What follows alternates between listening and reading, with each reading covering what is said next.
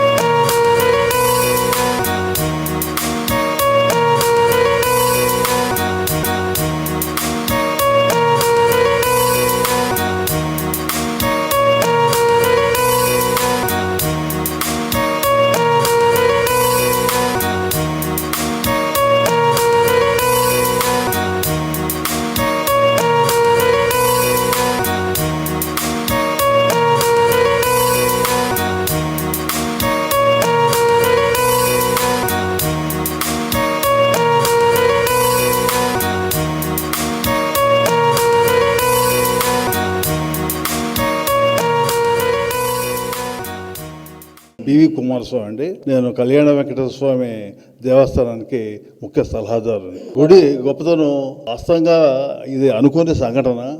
స్వామివారే మాతో ఈ కార్యక్రమాన్ని చేయిస్తున్నారు. కానీ మేము ఇంత గొప్పగా గుడి కట్టగలుగుతామని ఊహించలేదు.